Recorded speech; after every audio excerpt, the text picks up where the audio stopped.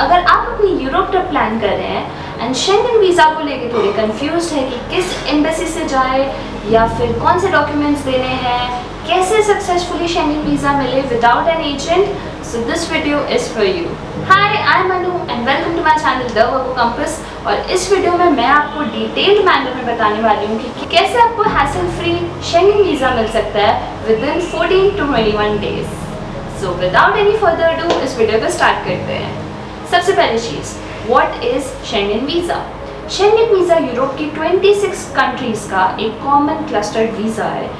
अगर आप यूरोप की किसी भी कंट्री को सिर्फ एक बार विजिट कर रहे हैं या बहुत सारी कंट्रीज़ को अपने ट्रिप में इंक्लूड कर रहे हैं तो आपको सिर्फ एक शेंगन वीज़ा की ज़रूरत होगी। अब चलते हैं नेक्स्ट पॉइंट पे, which is when you should apply for the Schengen visa.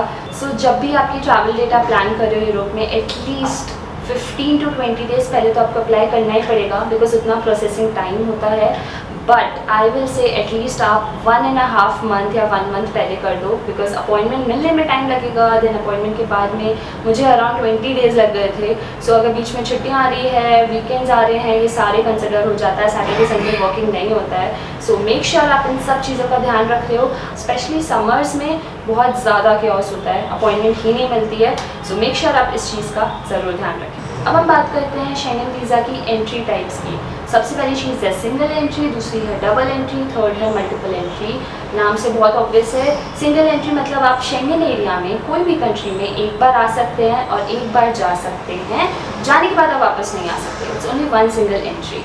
But Schengen area में आने का मतलब है अ क्लस्टर ऑफ 26 कंट्रीज़। तो अगर आप एक बार शेंगन एरिया में आ गए हैं, आप विद इन कंट्रीज ट्रैवल कर सकते हैं एंड फिर आप एक बार आउट हो गए तो वापस नहीं आ सकते हैं। डबल एंट्री में आप 2 बार शेंगन एरिया में आ सकते हैं जिसमें 26 कंट्रीज़ का क्लस्टर है। मल्टीपल एंट्री मीन्स कि आप मल्टीपल टाइम्स शेंगन एरिया से इन एंड आउट कर सकते हैं। एंड ये चीज़ का ध्यान रखना, जब आप वीज़ा एप्लीकेशन फॉर्म भर रहे होते हैं वहाँ पे आपको ऑप्शन होता है तो always go for multiple entry because you don't know आपको कितने टाइम के लिए मिलेगा, but you try for the best option. तो सबसे पहले हम डिस्कस करते हैं कि कैसे आप एक शेंगन वीज़ा के लिए अपॉइंटमेंट बुक करें। VFS global is the website जहाँ पे आपको हर एम्बेसी का डिफरेंट कंट्रीज़ के डिफरेंट पेजेस मिलेंगे। आप पहले तो डिसाइड कीजिए कि आपको किस एम्बेसी से अप्लाई करना है। 2 कंडीशंस होती है, या तो आप अपनी एंट्री कंट्री, जिस भी कंट्री में आप सबसे पहले जा रहे हैं उसकी एम्बेसी में अप्लाई कर सकते हैं। सेकेंड ऑप्शन होता है कि आप किस कंट्री में सबसे ज़्यादा नंबर ऑफ़ डेज स्पेंड करने वाले हैं उसकी एम्बेसी में भी आप अप्लाई कर सकते हैं। अगर कन्फ्यूजन है कि आपने 2 कंट्रीज़ है and same number of days आप उन दोनों कंट्रीज़ में स्पेंड कर रहे हो तो आई विल से कि आप जिस कंट्री से एंट्री कर रहे हो आप उसकी एम्बेसी में ट्राई कर सकते हो। सो फ्रांस के साथ साथ कुछ एक एम्बेसीज है जिसमें जब आप बुकिंग भी कर रहे हो तब भी आपको VFS ग्लोबल अराउंड 2000 रुपीज़ का बुकिंग फ़ीस मांगेगा, प्रोसेसिंग फ़ीस बोलकर। बट ये हर एम्बेसीज के साथ नहीं है एंड आप फ्री ऑफ कॉस्ट अपनी अपॉइंटमेंट बुक कर सकते हो, अपनी सिटी सेलेक्ट कर सकते हो सूटेबल और स्लॉट सेलेक्ट कर सकते हो। सो बुकिंग इज़ डन। बुकिंग की डिटेल्स आपको आ जाएगी ईमेल पे, आपको उसका प्रिंट आउट निकालना है एंड वो सेम डॉक्यूमेंट जाएगा जब आप अपने अपॉइंटमेंट के लिए जाओगे। अब हम चलते हैं अपने लिस्ट ऑफ डॉक्यूमेंट्स की तरफ। सबसे पहली चीज़, पासपोर्ट। आपका पासपोर्ट मिनिमम 3 to 6 मंथ्स की ड्यूरेशन में एक्सपायर नहीं होना चाहिए एंड मिनिमम 2 ब्लैंक पेजेस होने चाहिए बिकॉज शेंगन वीज़ा आपका प्रॉपर एक फुल पेज पे स्टिक होकर आता है। So minimum 2 blank pages are always required for this visa. So make sure जब भी आप अपना पासपोर्ट लेके जाएं तो अपना नया पासपोर्ट एंड अगर आपके पास ओल्ड पासपोर्ट भी है तो वो भी लेके जाएं। कुछ एम्बेसीज बोलती है old passport is not required, कुछ बोलती है old passport is required. So I will say कि आप लेके जाओ दोनों पासपोर्ट एंड लेटेस्ट पासपोर्ट की फ्रंट एंड बैक साइड की आप 2 फोटो कॉपीज़ अपने साथ ज़रूर लेके जाना। वीज़ा एप्लीकेशन फॉर्म एक बहुत इंपॉर्टेंट पार्ट है एंड अगर आप फ्रांस एम्बेसी में अप्लाई कर रहे हो सो एक बहुत एक्सेप्शनल केस है कि आपको वीज़ा एप्लीकेशन फॉर्म पहले फिल करना पड़ेगा जो 2-3 पेज का है। एक डिफरेंट वेबसाइट है, मैं लिंक अटैच कर देती हूँ, वहाँ पे जाके आपको पूरा फिल करना पड़ेगा। आपको डेट्स पता होनी चाहिए, अपनी entry and exit, multiple entry चाहिए या सिंगल एंट्री चाहिए, ये सारी डिटेल्स भरकर आपको जो अपना यूनिक नंबर मिलेगा उस रेफरेंस फॉर्म का वो आपको अपॉइंटमेंट के टाइम भी एंटर करना पड़ेगा। सो फ्रांस एम्बेसी में ये दोनों चीज़ आपकी पैरेलल में हो जानी चाहिए बट बाकी एम्बेसी के साथ ऐसा नहीं है। बाकी एम्बेसी के लिए आप वीज़ा फॉर्म को बाद में भी फिल कर सकते हैं एंड अपॉइंटमेंट डेट पे आप लेके जा सकते हैं। थर्ड है आपका फोटोग्राफ। तो बेसिकली आप किसी भी फोटो स्टूडियो पे जाओगे, इस डायमेंशन की आपको एटलीस्ट 2 फोटोज़ चाहिए होगी जो आपके वीज़ा एप्लीकेशन फॉर्म पर ड्यूरिंग योर अपॉइंटमेंट लगेगी, तो आप एक्स्ट्रा बस फोटोज़ लेके जाना। अब हम चलते हैं नेक्स्ट पॉइंट की तरफ, विच इज़ फ्लाइट टिकट्स। ये भी हर एम्बेसीज के साथ थोड़ा डिफर करता है। फ्रांस एम्बेसी आपकी कंफर्म टिकट्स मांगती है, कुछ स्विट्ज़रलैंड की जैसे एम्बेसी है वो आपकी डमी टिकट्स के साथ भी काम चल जाता है। तो it's all up to you, but I will recommend कि आप एक fully refundable confirmed air tickets करवा लीजिए। एंड एयरलाइंस की बात करूँ तो मैंने विस्तारा से 2 बार अपनी फ़्लाइट्स बुक करवाई है एंड पूरी की पूरी मेरा कैंसिलेशन करवाने के बाद फुल रिफंड आया है। तो इनकेस आपका वीज़ा आ जाता है, आप अपनी फ़्लाइट्स अकॉर्डिंगली भी बुक कर सकते हो। डमी टिकट अगर आपको बुक करनी है तो उसका लिंक मैं डिस्क्रिप्शन बॉक्स में दे दूँगी। You can go there and book your reservation and ये टिकट का आप प्रिंट आउट निकाल के अटैच कर सकते हो। अब हम चलते हैं नेक्स्ट पॉइंट की तरफ, which is your proof of accommodation, जिसमें आप होटल, हॉस्टल्स जिसकी भी बुक कर रहे हो फुली रिफंडेबल बुक कर सकते हो वाया booking.com और मेक माई ट्रिप और GoIbibo। तो मैं हमेशा प्रेफर करती हूँ हॉस्टल वर्ल्ड या booking.com, बिकॉज इसमें आपको पेमेंट कुछ भी नहीं करना पड़ता है एंड आप इजीली रिजर्व कर सकते हो कुछ प्रॉपर्टीज़ के साथ एंड एक सर्टेन डेट तक कैंसिलेशन फ्री होता है। सो बहुत ही ईजिली अगर आप बाद में चेंजेस आए आपके प्लान में तो आप वो भी अकोमोडेट कर सकते हो। तो प्रूफ ऑफ अकोमोडेशन के तौर पे आपको अपनी होटल बुकिंग्स या हॉस्टल बुकिंग्स की प्रॉपर प्रिंट आउट निकाल कर, जिसमें आपका नाम एंड होटल की डिटेल्स मेंशन हो विद डेट्स, वो आपको निकालनी पड़ेगी एंड प्रॉपरली उसको भी सबमिट करना पड़ेगा। अब हम चलते हैं अपने नेक्स्ट पॉइंट की तरफ, which is your proof of employment. तो अगर आप एम्प्लॉयड है किसी कंपनी के साथ तो आपको उसका ऑफर लेटर देना पड़ेगा, पे स्लिप्स देनी पड़ेगी लास्ट 3 to 6 मंथ्स के लिए एंड आपको दिखाना पड़ेगा HR का NOC लेटर, जिसमें आपको HR स्टेट करेगी ऑन कंपनी लेटर हेड कि आप उस सर्टेन ड्यूरेशन के लिए लीव्स पर हो एंड आप लीव्स ख़त्म होते ही ऑफिस ज्वाइन करोगे। सो अगर रिमोट भी है तो भी आपको प्रॉपर HR से उसमें लिखवाना पड़ेगा कि you will join back the office and ये सारी डिटेल्स बहुत इंपॉर्टेंट होती है एम्प्लॉयमेंट के लिए। अगर आप सेल्फ एम्प्लॉयड हो तो आपको company registration, GST certificate and अगर पार्टनरशिप डीड, इस तरह के जो भी डॉक्यूमेंट्स है ये आपको दिखाने पड़ेंगे to show your self employment and ये प्रूफ देना पड़ेगा कि you will come back, because embassy का बस एक ही मोटो रहता है कि आप प्रॉपर डॉक्यूमेंट्स दिखा रहे हैं, इनको प्रूफ कर पा रहे हैं कि आप वहाँ पे इलीगली जाके नहीं रुकेंगे, you will come back to your country. अब हम चलते हैं अपने नेक्स्ट पॉइंट की तरफ, which is proof of funds.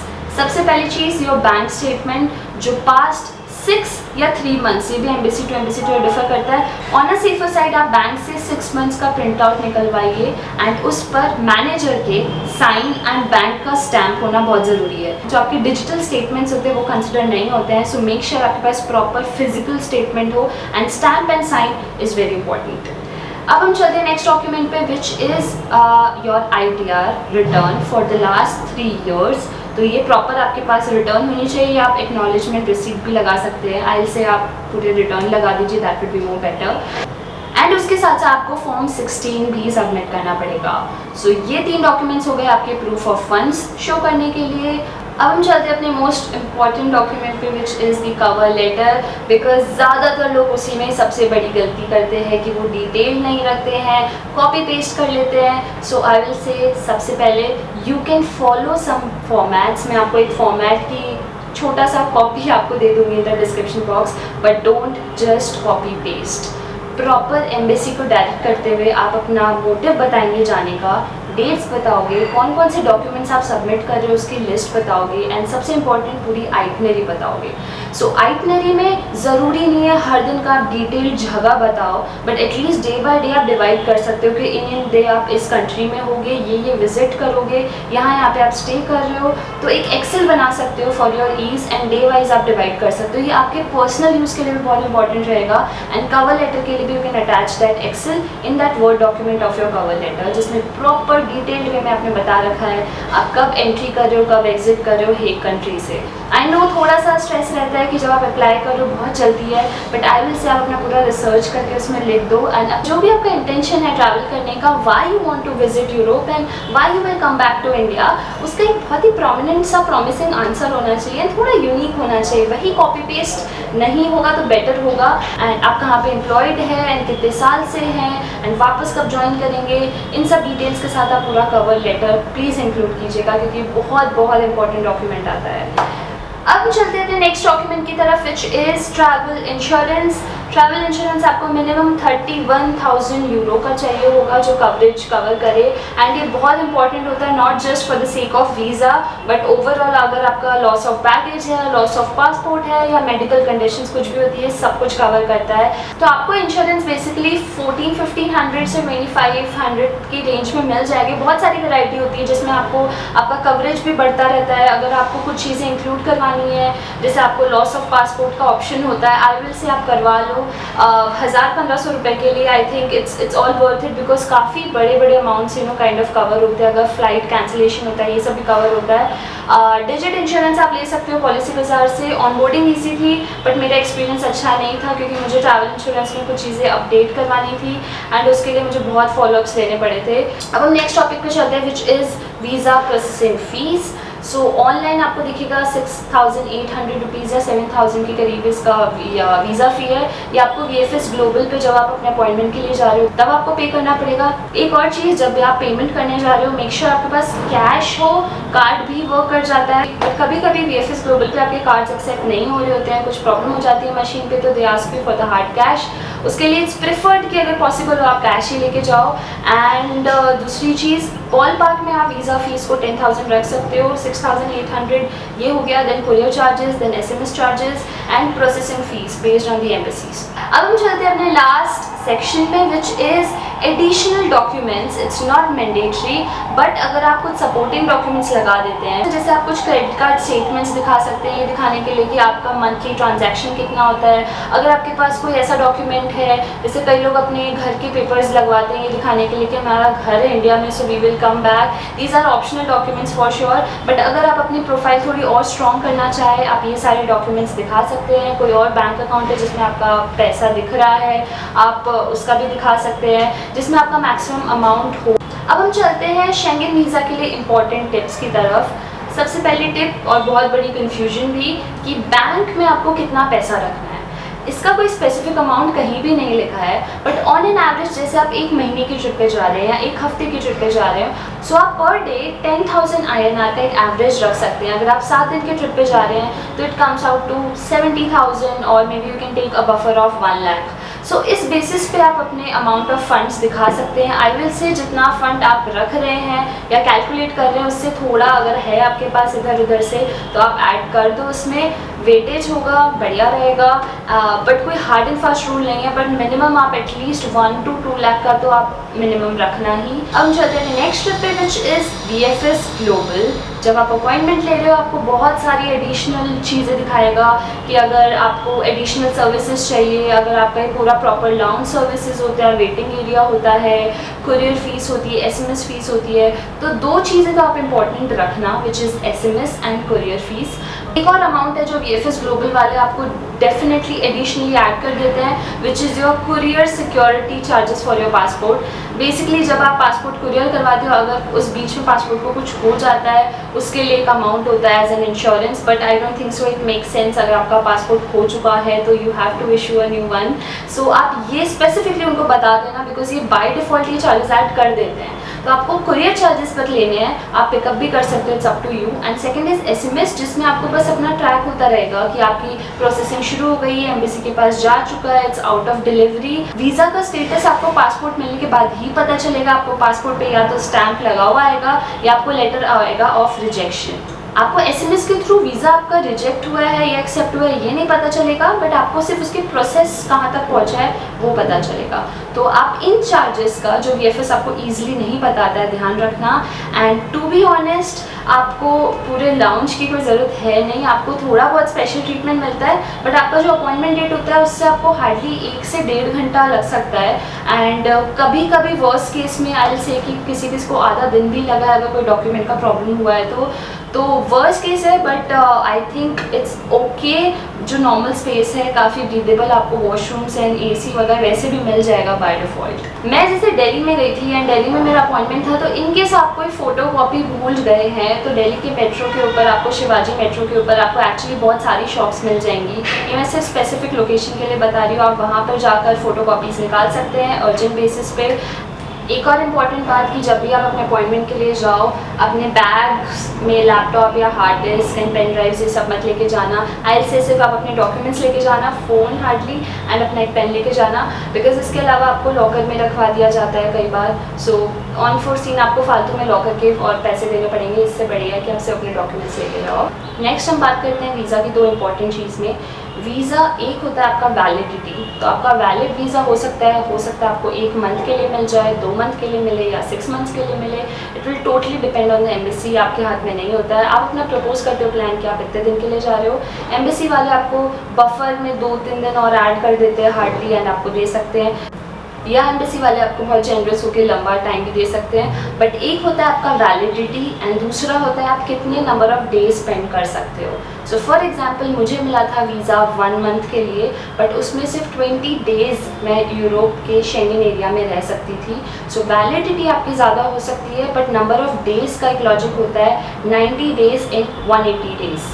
As in 180 days के पीरियड में आपको सिर्फ 90 डेज़ आप स्टे कर सकते हो शेंगन एरिया में, एंड ये रोटेट होता रहता है हर 180 डेज़ के बाद में। तो इस चीज़ का ध्यान रखना बहुत इंपॉर्टेंट चीज़। इन सारे डॉक्यूमेंट्स की आपको हार्ड कॉपीज़ लेनी पड़ेगी प्रॉपर, एंड एक फोल्डर बना के आपको अपॉइंटमेंट डेट पर जाना है।